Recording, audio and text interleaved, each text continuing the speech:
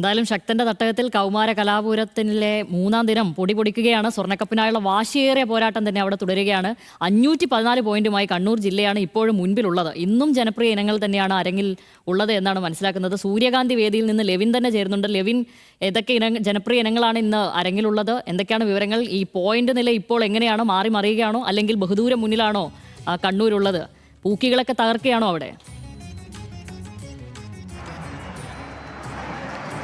സേതു, വിദ്യാഭ്യാസ മന്ത്രി പറഞ്ഞ പോലെ തന്നെ ഇത് പൂക്കി കലോത്സവമാണ്. അക്ഷരാർത്ഥത്തിൽ ഓരോ വേദിയിലും പൂക്കികൾക്കൊപ്പം ആ മത്സരങ്ങളെ ആസ്വദിക്കാൻ പഴയ തലമുറയിലെ മുതിർന്ന ആളുകളും ഒരുപാട് പേർ, ഇങ്ങനെ പ്രായപരിധിയോ ജനറേഷൻ വ്യത്യാസമോ ഇല്ലാതെ ആളുകൾ തൃശ്ശൂരിലെ എല്ലാ വേദികളിലും എത്തുന്നു എന്നുള്ളതാണ്. ഞാൻ ഇപ്പോഴുള്ളത് സൂര്യകാന്തിയിലല്ല, ഈ രണ്ടാമത്തെ വേദിയായിട്ടുള്ള പാരിജാതത്തിലാണ്. പാരിജാതത്തിൽ നടക്കുന്ന വൃന്ദവാദ്യ മത്സരമാണ്. ഈ സമയത്ത് ഉച്ചഭക്ഷണത്തിൻ്റെതായിട്ടുള്ള ഒരു ഇടവേളയുള്ളത് കൊണ്ട് ഈ വേദിയിൽ ഉണ്ടായിരുന്ന ആളുകളൊക്കെ പുറത്തേക്ക് ഇറങ്ങിയിരിക്കുകയാണ്. ഭക്ഷണം കഴിക്കാൻ മത്സരാർത്ഥികളും മറ്റും പോയിരിക്കുകയാണ്. അതുകൊണ്ടാണ് ഒരു അല്പം ആളുകുറവ് എനിക്ക് പിന്നിൽ തോന്നുന്നത്. പക്ഷേ മത്സരം ആരംഭിച്ചാൽ ഈ വേദി അടക്കം എല്ലായിടങ്ങളിലും നിറഞ്ഞു കവിയുന്നത്ര ജനകീയ പങ്കാളിത്തത്തോടു കൂടിയാണ് ഈ മത്സരം നടത്തുന്നത്. നേരത്തെ ഷാമിലി സൂചിപ്പിച്ചത് 511 പോയിന്റ് ആയിരുന്നു കണ്ണൂർ എന്നുള്ളതായിരുന്നു. ആ സമയം കൊണ്ട് മാത്രം 8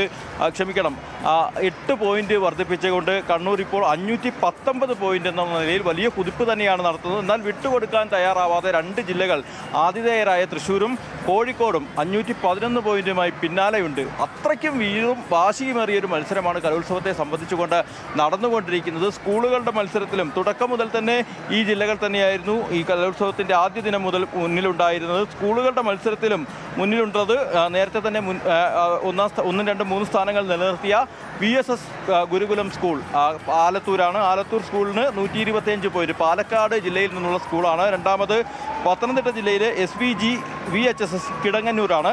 101 പോയിന്റുമായി രണ്ടാം സ്ഥാനത്തുണ്ട്.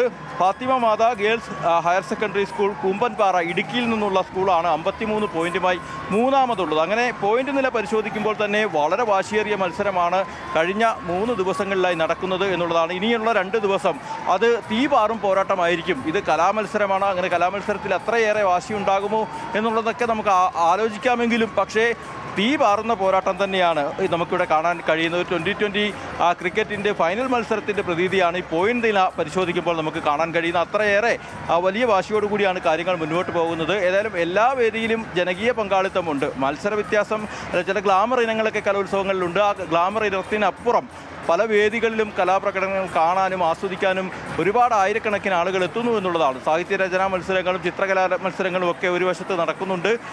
മറ്റ് വേദികളിലായി നൃത്ത മത്സരങ്ങളും വാദ്യ മത്സരങ്ങളും അടക്കം നടക്കുന്നു, സ്കിറ്റ് നടക്കുന്നു, നാടകം നടക്കുന്നു. അങ്ങനെ ഒട്ടേറെ ആളുകളെ ആകർഷിക്കുന്ന എല്ലാ മത്സരങ്ങളിലും ജനങ്ങൾ ഒഴുകിയെത്തുന്ന കാഴ്ചയാണ്. ഇത് രാത്രിയും പകലും വ്യത്യാസമില്ലാതെ നമുക്ക് ഈ കലോത്സവ വേദിയിൽ ഇങ്ങനെ സഞ്ചരിക്കുമ്പോൾ നമുക്ക് കാണാൻ കഴിയുന്നതാണ്. മറ്റൊന്ന്, ഈ തൃശ്ശൂരിലെ ആളുകൾ ജനകീയ പങ്കാളിത്തം എടുത്തു പറയേണ്ടത് തന്നെയാണ്. കഴിഞ്ഞ ചില കലാമേളകളൊക്കെ നമ്മൾ കണ്ടിട്ടുള്ളതാണ്. ഒഴിഞ്ഞ വേദികളും മറ്റുമൊക്കെ ഉണ്ടാകും. പക്ഷേ തൃശ്ശൂരിലെ എല്ലാ മത്സരങ്ങൾ നടക്കുന്ന വേദികളിലും സജീവമായ സാന്നിധ്യവുമായി നാട്ടുകാരുണ്ട്, ബന്ധുക്കളുണ്ട്. അങ്ങനെ എല്ലാവരും ഈ കുട്ടികളെ പ്രോത്സാഹിപ്പിക്കാൻ എത്തുന്നു.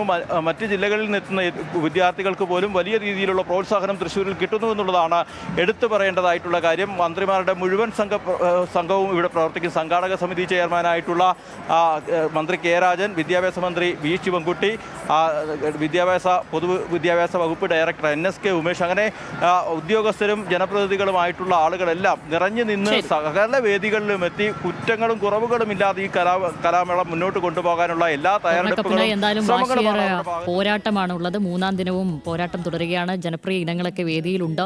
ലെവിനാണ് വിശദമായ വിവരങ്ങൾ അവിടെ നിന്നും നൽകിയത്.